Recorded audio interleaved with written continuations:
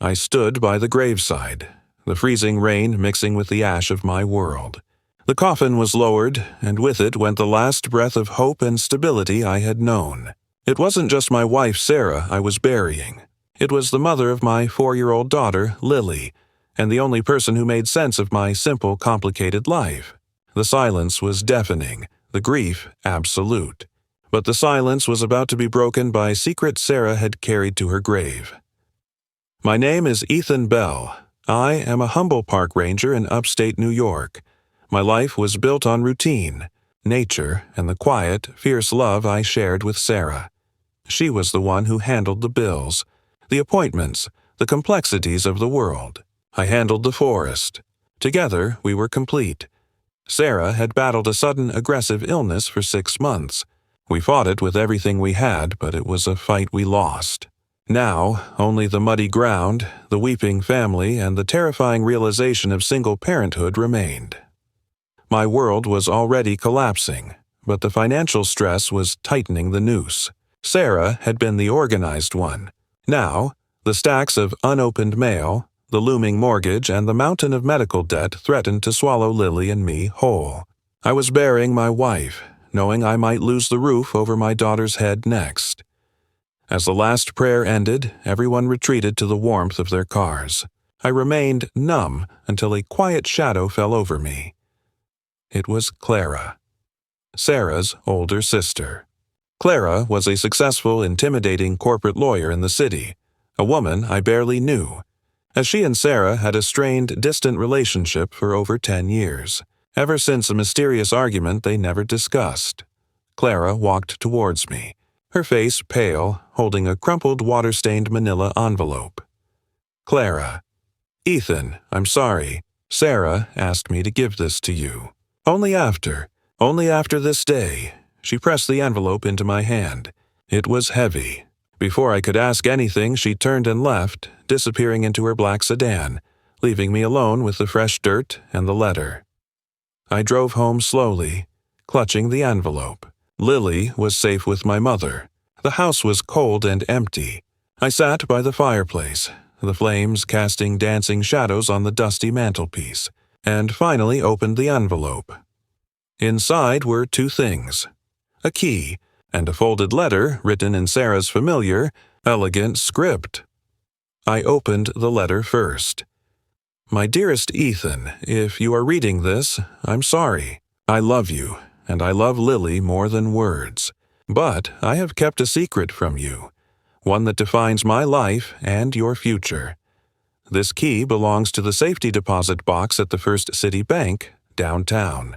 Inside that box, you will find the truth about me, about Clara, and about the terrible silence that existed between us. Ethan, the debt collectors will come. They will demand everything. Please use this key first. Do not tell anyone, especially Clara, that you have accessed the box. The money is not mine. It's yours. It always was. You're Sarah. I was confused. The money is not mine. It's yours. What money? What debt collectors? And why the deep personal secret?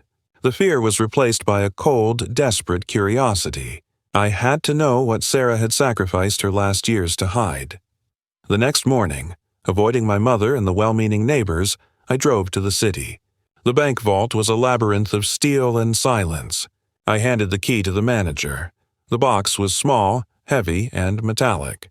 I carried it to a private viewing room and opened it, my hands shaking. Inside, there was no cash. There were only 4 documents. A marriage certificate. Not ours, but Sarah's and Clara's mother, Eleanor, to a man named Arthur Vance, dated 1988, a hand-drawn map, a crude sketch of a small plot of land near the ocean. An affidavit, dated 1995. It stated that Arthur Vance was the sole owner of a small, failing real estate development company. The company was drowning in debt from a huge construction loan, a final deed of trust, dated 2012. This document was the nuclear bomb. It showed that the title to the entire Arthur Vance real estate company, including all its assets, was transferred to Sarah Bell, my wife, and Clara Bell, her sister, as equal partners. contingent upon paying off the remaining $800,000 construction loan. The truth hit me like a physical blow. Sarah and Clara hadn't just argued 10 years ago, they had secretly bought out a bankrupt relative's company, saving their father, Arthur Vance, their mother's second husband, from financial ruin and potential jail time. But the most crucial detail was in the final document. Sarah and Clara never paid the loan off equally. Sarah, using every dime she made, secretly paid $600,000 of the loan, while Clara, the high-flying lawyer, paid only $200,000, promising Sarah she would pay the rest later. The construction company, thanks to Sarah's silent management and the subsequent real estate boom, was now worth an estimated $15 million. Sarah hadn't been a stay-at-home mother living paycheck to paycheck. She had been secretly managing a multi-million-dollar real estate firm, struggling to pay the mortgage and hide her massive inheritance from me, her husband, and from her selfish sister, Clara, until the right time. Suddenly, the last 6 months made painful sense. Sarah wasn't weak. She was draining her personal accounts to pay the mortgage and medical bills, avoiding tapping the real estate fund to keep the secret safe until she knew the inevitable was coming.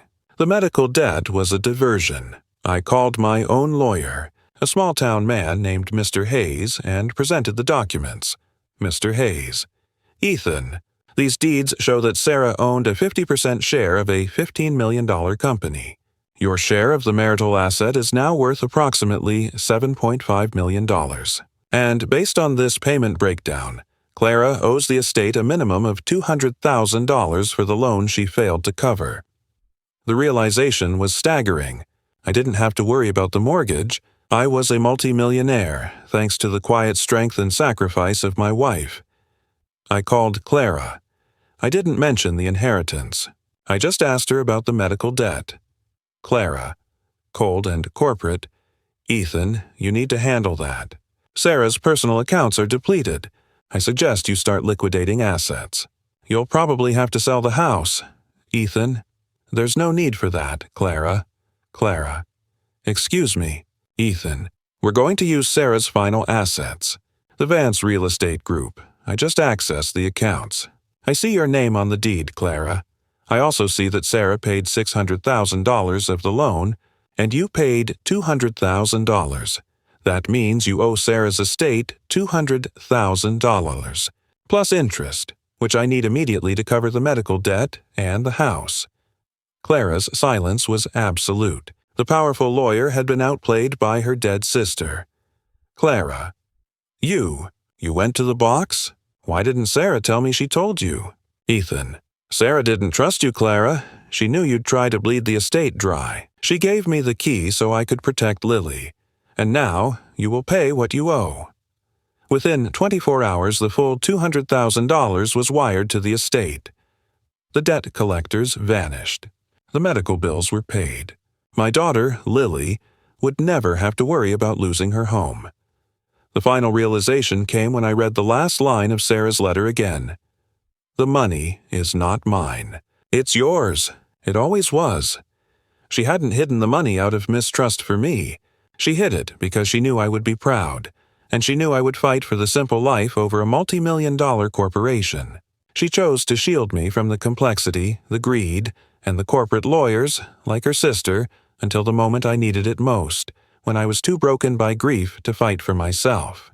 She gave me the choice to continue my simple life, safe in the knowledge that Lily's future was secure.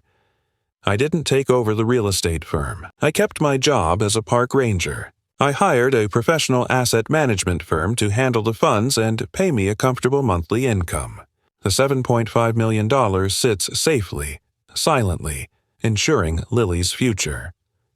Sarah didn't just leave me a fortune, she left me a final, beautiful act of protection. At her funeral, her sister handed me a letter that changed everything, proving that the greatest sacrifices are often made in silence. If you've ever been saved by an act of love you didn't see coming, share your story in the comments. And if you believe that a quiet, loving partner is the best protection against the world, hit that like and subscribe button.